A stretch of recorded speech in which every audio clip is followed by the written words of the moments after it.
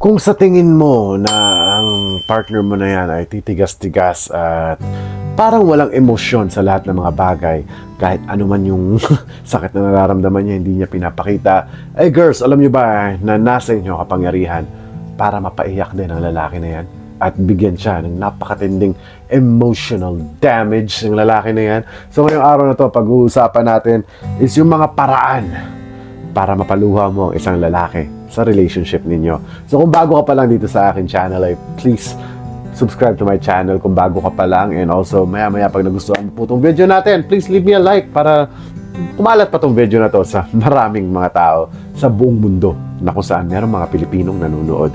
And also, do not forget to turn on your notification bell para maging updated ka sa mga ina-upload natin videos every day. Yes, every day.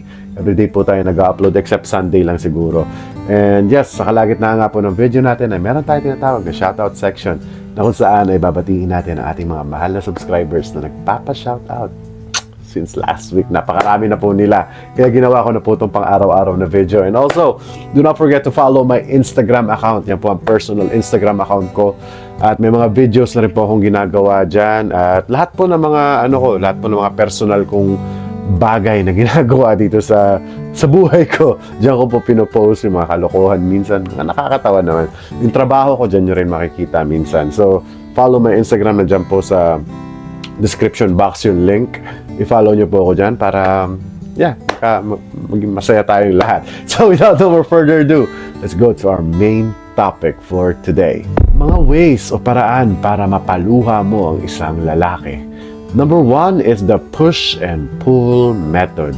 Ano nga ba yung push and pull method? Alam niyo girls, kasi siguro natural na to sa mga babae, pero baka yung iba hindi pa alam yung paraan na to na hindi pwede araw-araw na inlabi-dabi ka dyan, na inlababo ka dyan sa partner mo, di ba? Yung in love, hindi pwede araw-araw masaya kasi it will turn out na magiging komportable na yung lalaki na yan at you're not giving him any scarcity mindset. Hindi challenge siya kasi hindi challenge yung ibibigay mo. Huwag mo lang siyang gagawin komportable masyado sa relationship, lalong-lalo na kung bago pa lang kayo. Okay? Ang push and pull method is yung magpupush ka, di ba? Magpupush ka muna ng i-hold back mo kahit yung pagte-text mo sa kanya, kung mabilis ka mag-reply sa kanya, pagalan mo mag-reply, yung mga ganon, yung sinasabi natin yung toyo. And then pull, yung magiging sweet ka sa kanya, yung babalik ka ulit sa kanya sa kaswitan mo. Wag yung kailangan lagyan rin natin ng flavor yung relationship para, di ba? Hindi naman pwede lagi masaya lang. Kaya diyan nga nabubuo yung yung mga happy ending na mga kwento ng mga mag-aasawa. Di ba? Kahit yung mga mag-aasawa na kaya, may mga push and pull method pang ginagawa yung babae na yan pag wala sa mood. Lalong-lalo na pag nandyan yung dalaw ng isang babae. So apply the push and pull method and trust me, hindi mapapaluha ang lalaki sa true eyes, ay mapapaluha mo naman yung utak niya. Another ways para mapaluha mo ang isang lalaki sa relationship ninyo, lalong-lalo na kapag komportable na siya, is always find a way to be happy. Kasi most of the time, girls, ginagawa nyo ng, di ba, ayan na lang yung source of happiness ninyo. Yung lalaki na lang ang nagiging source of happiness ninyo. Parang kinalimutan mo na yung personal happiness mo sa sarili mo. Na, oo nga pala, no? Nare-realize mo lang yung personal happiness mo pag wala na yung lalaki. Diba? Most of the time, ganyan yung nangyayari sa inyo, diba? So, most of the time, kailangan kahit nasa relationship ka, always prioritize yourself. Nasa intelligence na lang ng partner mong lalaki na yan na, kailangan niya rin pala ng me time sa sarili niya, diba? Kailangan niya rin ng para sa kanya, oras para sa sarili niya nga. Ganon. At kasiyahan na para sa'yo. Para someday, pag nag-level up man yung relationship ninyo, di ba? Kapag nagagawa mo na yung mga happy things na para someday maging maayos na yung pagiging buhay mag-asawa ninyo. And also, nabibigyan mo rin ang lalaki ng scarcity mindset, lalong-lalo na kung ang lalaki na yan sobrang komportable na kapag isang sabi lang ng lalaki na yan, tara, punta ka dito sa bahay, kita tayo, oo ka lang na oo. Diba? Oo ka lang na oo is ginagawa mo, pinapamihasa mo yung lalaki. Kailangan always set a schedule for yourself, a hobby, kung di man pagkakakitaan, whatever that makes you happy, kailangan hanapin mo yan sa'yo para mapaluha mo ang isang lalaki at hindi siya maging komportable sa relationship kasi comfortability will kill your relationship. And before we move on sa ating next topic, ay babatiin muna natin ang ating mga mahal na subscribers na nagpapa-shoutout since last week. Ang daming lamok dito. Danica Irish ng Taiwan, hello po. Kay Gwenyel ng Qatar, hello. Kay Elizabeth Costa ng Singapore, hello. Kay Ruby Ebat ng Zambales, hello. Kay Riva Malikay ng Qatar, hello po. Kay Ofelia Lorentino ng Saudi Arabia, hello. Kay Sapphire Gem ng Jeddah, Saudi Arabia. Kay Jolly ng USA, hello. Kay Melody Venus ng Hong Kong, hello po. At kay Cora Cruz ng Philippines. Maraming salamat po sa panunood sa aking channel at na-notice ko may mga bago tayong mga subscribers dito. Hello po, welcome sa aking channel. Yan, sana nag-enjoy kayo sa mga napapanood nyo. At guys, kung gusto nyo rin pumapasama sa ating shoutout section, of course, all you have to do is pa-shoutout po. Pa-shoutout po. And then, lugar mo, kung ano pangalan mo. Kasi minsan, screen name lang yung nakapangalan sa'yo dyan sa YouTube. So also, kailangan ilagay mo na rin yung pangalan mo na kung anong gusto mo marinig dito na pangalan mo sa aking YouTube channel. And also, kung mamimiss ko man yan, ay meron naman tayong Instagram na kung saan, malay mo, di ba? Kung ikaw yung may pinakamaraming comments sa YouTube ko, ikaw yung Imam Maide ko sa Instagram account ko, di ba? Okay ba yan? Di ba? Sa Instagram. So, follow me also on Instagram. Nandiyan po sa description box sa ibaba. Click nyo lang yung see more. Yung see more, may link na lalabas dyan. Click nyo lang po, follow nyo ako sa Instagram. So, let's go back to our topic. Mga ways para mapaluha mo ang isang lalaki. Up next is, all you have to do is share, yung pakita mo na napaka-rare mo. Mabubulol pa yata tayo doon. Show that guy that you are rare. Okay? You're one of a kind. Nag-iisa ka lang. Parang diamond. Kaya mahal ang diamante kasi madalang lang siya makita.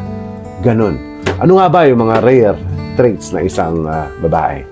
Na pakita mo sa kanya, pagsilbihan mo siya. Diba? Pagsilbihan mo siya.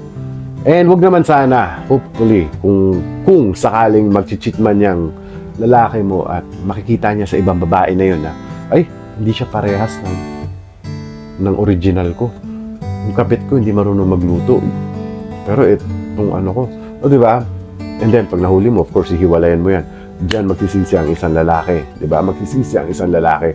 Ang dami kang klase ng rareness na makikita sa'yo that will make a man's memory na maaalala niya yan palagi sa'yo. If ever na may mga kabastusan siya gagawin sa'yo or any type of cheating, kung sabihin nga natin. Ang hirap kasi sabihin kung mag-cheat man yung partner mo sa'yo or hindi. But prepare yourself for the worst, di ba?